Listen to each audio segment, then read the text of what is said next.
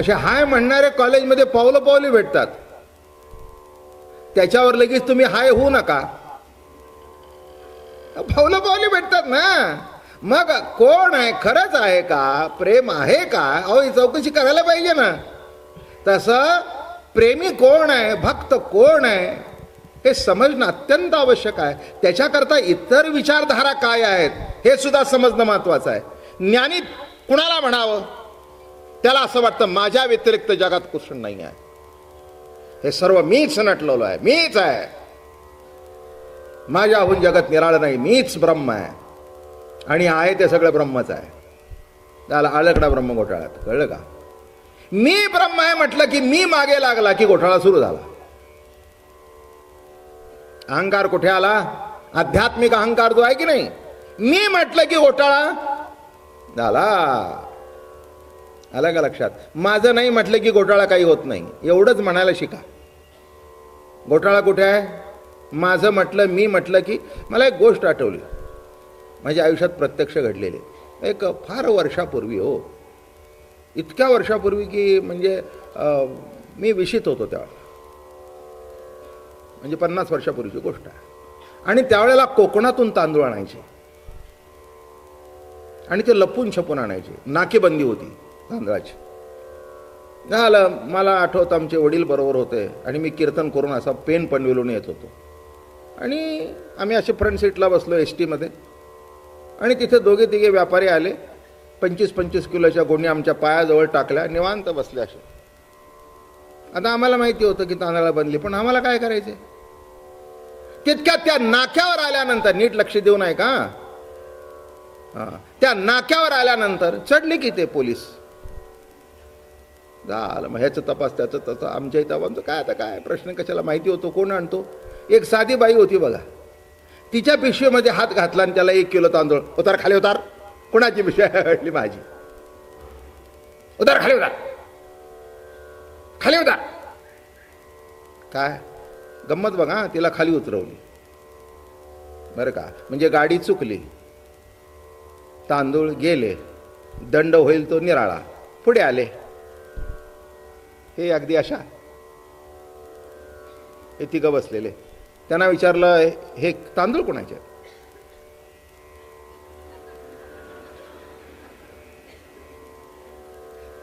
मी बघतोय त्यांनी आणून ठेवले, आपल्याला काय करायचंय.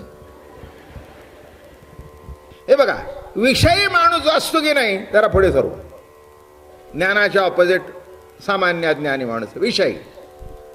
त्या विषयी माणसाला बरं का, त्याचं विषयाशी अद्वैत असतं म्हणून त्याला विषयी अद्वैत म्हणावं. याला ज्ञानाद्वैत म्हणावं, याला विषयी अद्वैत म्हणावं. त्याचं विषयाशी अद्वैत असल्या कारणाने सर्व ठिकाणी त्याला तो विषयच दिसतो.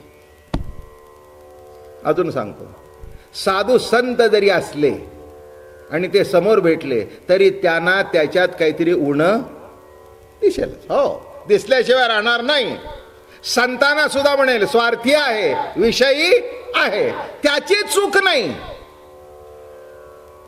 काय, त्याचं विषयाशी अद्वैत असल्या कारणाने, विषयाशी तो विकारांशी एकरूप झाल्या कारणाने त्याला प्रत्येक गोष्टीमध्ये तो विकारच दिसेल. दिसला का न दिसला हे सांगायची गरज नाही. ज्ञानेश्वर महाराजापासून सर्व संतांचं चरित्र काढून बघा म्हणजे कळेल. काही सगळे त्यांचं दर्शन घेणारे नव्हते, लाता मारणारे सुद्धा होते. माया उपाधी चैतन्य ईश्वर, तो कृष्ण, तो राम. निर्गुण निराकार ब्रह्म, जे आज्य आहे, जे अव्यय आहे, जे अनंग आहे, जे पेंदा आहे, जे निकवडा आहे, जे अचक्षु आहे, जे अचरणू आहे, ते ब्रह्म. पण ते ब्रह्म जेव्हा साकार होतं, ते आकार घेऊन येतं, तेव्हा त्याला ब्रह्म म्हणत नाही, तेव्हा त्याला ईश्वर म्हणतात. आणि देहाच्या संबंधी जी जी उपाधी आहे ती त्याला लागू पडते म्हणून त्याला माया उपाधी चैतन्य ईश्वर म्हणतात. म्हणून दृश्य ईश्वर, दृश्य जगत हे माया उपाधीत आहे. आणि म्हणून तो स्वतःला म्हणतो मी द्रष्टा आहे, मी ब्रह्म आहे, मी ब्रह्म आहे. तो ईश्वर सुद्धा माझ्यापेक्षा मुद्दाम आपल्याला थोडंसं माहिती असावी. आलं का लक्षात? एक विचारधारा अशी आहे की जगत हे माया कार्य आहे. जगत हे माया कार्य आहे. माया, अज्ञान, अविद्या हे एका अर्थाचे शब्द आहेत बर का. काय झालेलं आहे की आहे ब्रह्म पण झाकलं गेलं. कुणी झाकलं? तर मायेने. याच्यावर पुष्कळ वाद झालेले आहेत, होत राहतात. पण गंमत म्हणून सांगतो, ब्रह्म हे प्रकाश रूप आहे, ज्ञप्ती मात्र आहे, नाही का. प्रकाशाला अज्ञान अंधार झाकू शकतो का? झाकू शकत नाही. हे टिकूच शकत नाहीत विचार. बर, माया आधी का ब्रह्मादी? तर ब्रह्मादी. मग ब्रह्मानंतर जिथे लाईट आहे तिथे अंधार असूच शकत नाही. जिथे प्रकाश आहे, जिथे ज्ञान स्वरूप परमात्मा आहे, अधिष्ठान जिथे ज्ञान आहे, सत्ता मात्र ज्ञान जिथे आहे, त्या ज्ञानाच्या पुढे अज्ञान असूच शकत नाही. मी एक विनोदाने दृष्टांत सांगत असतो. काही माणसं सूर्यनारायणाला भेटायला गेली. कारण नसताना मध्ये तोंड घातलं की भानगड होईल. अरे किसका है, आप तो बैठा है? अरे हम बैठने के पहले ही या था, हमको मालूम नहीं. आणि काही नाही, ते 25-25 किलोच्या गोणी उतरून घेऊन गेले. हे निघून गेलं. मग मी त्याला म्हटलं, भाई ये क्या भानगड है? अरे आपको क्या मालूम है, 1 महीने में 1 दफे होता है ऐसा. हाँ, खाली हम क्या करते, हमारा होकर भी हम हमारा नहीं कहते है. काय कळलं? त्याचे तांदूळ असून सुद्धा माझे नाही म्हटल्यावर सुटला आणि ही अर्धा किलो करता अडकली.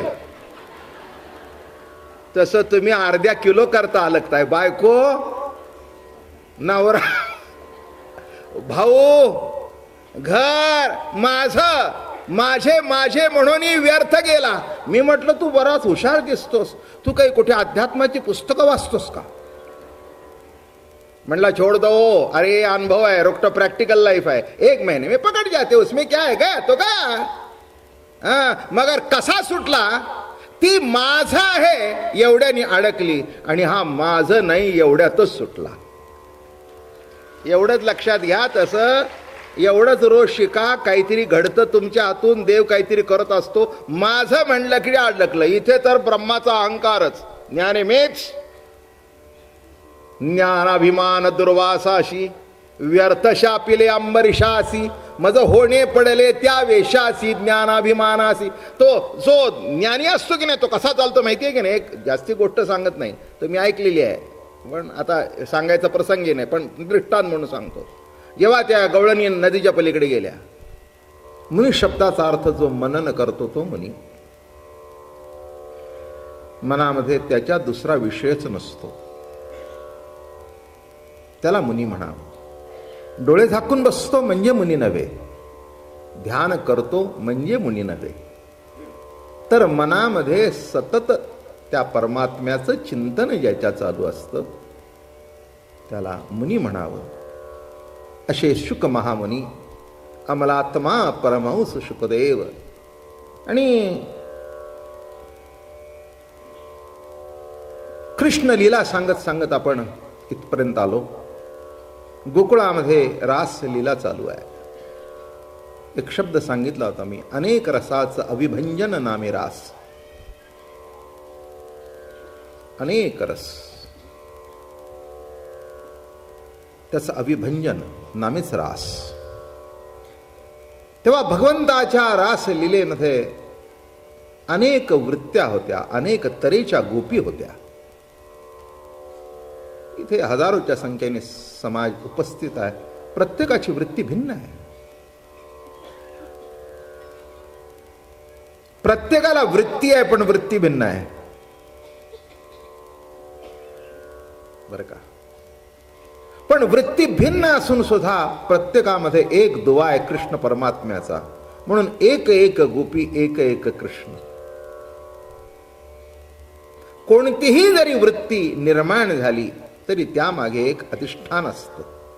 ते अधिष्ठान असल्याशिवाय वृत्ती पुढे सरकत नाही किंवा ती आपल्या जीवनामध्ये फेर धरत नाही. हा एक सिद्धांत. काल एक मुद्दा आपल्या पुढे मांडला होता की वेदांती म्हणतात मी द्रष्टा आहे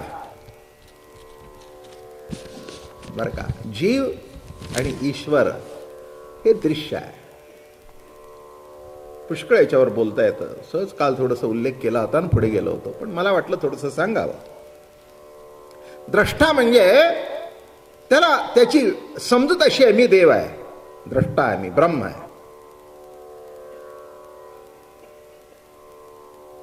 कोण काय म्हणतो लक्षात घ्या. प्रत्येकाचे भिन्न विचार आहेत. सगळ्या विचारांची वाटचाल जरी कृष्ण परमात्म्यापर्यंत असली तरी पण विचार भिन्न आहेत आणि ते समजून घेणं आवश्यक आहे.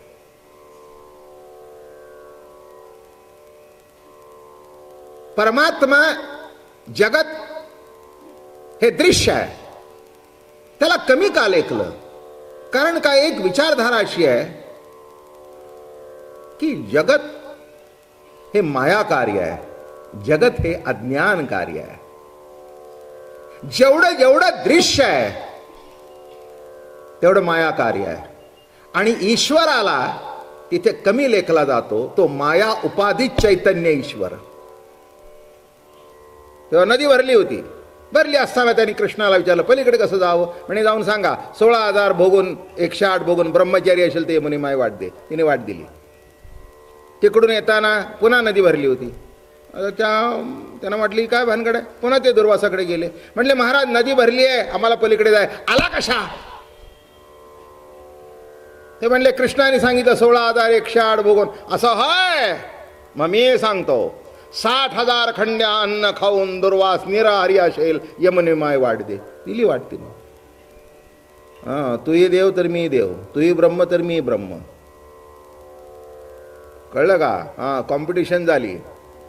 झालं, हे वाट दिली. हे आले परत आल्याबरोबर राधेला एवढं वाईट वाटलं, अतिशय दुःख झालं. ती म्हणाली भवनदी चारायचं राहू दे, साधी यमुना नदी आम्हाला तरता येत नाही. इकडून जाताना तुझा टेकू आणि तिकडून येताना त्याचा टेकू, आमचा परमार्थ फुकट गेला. शेवटी राधा हताश झाली. राधेला जवळ घेतलं. राधा एक सांगतो तुला, याच्यातलं गमक सांगतो. दुर्वासाच्या शब्दांनी नदी दुभंगली, माझ्या शब्दांनी नदी दुभंगली. पण तुझी ताकद एवढी आहे की निर्गुण निराकार परमात्माला दुभंगण्याची ताकद तुझ्यात आहे. आणि एक सांगतो, दुर्वास मी ब्रह्मा म्हणतोय पण नदीच्या पलीकडे राहिला, अलीकडे आला नाही. आणि तू येऊन मला बिलगलीस. आता सांग, तुलाही ती ताकद देतो, पण उद्यापासून माझ्याजवळ ती येऊ शकणार नाहीस. काय पाहिजे ते बघ. तुला ते सामर्थ्य देतो, तुला ती ताकद देतो. मग ती म्हणाली कृष्णा आम्हाला एवढं कुठे कळतं, म्हणून आपण जास्ती भानगडीत पडू नये. कळलं का? इथे काय म्हणतोय ज्ञानी? म्हणतो हो मीच सर्व. याला ज्ञानाद्वैत म्हणतात. त्याला सर्व ठिकाणी आत्मसत्तेचाच विलास दिसतो. ठीक आहे, इतपत ठीक आहे. त्याच्याबद्दल काही ही अवस्था कमी आहे असं मला म्हणायची नाही. पण कृष्णलीला भोगायची असेल तर हे जमत नाही. एक कल्पना म्हणून, कारण त्याच्या किती जवळ जातील आणि टिकतील हे मला माहिती नाही. म्हणजे कोणीतरी प्रवचन झाल्यावर मला विचारला येऊ नये प्रश्न. हो, नाहीतर तुम्ही गेला होता का भेटायला? तुमच्यातून सूर्याचं अंतर किती होतं आणि एवढ्या अंतरावर जाऊन तुम्ही परत कसे आला? तुला भेटायचं होतं म्हणून.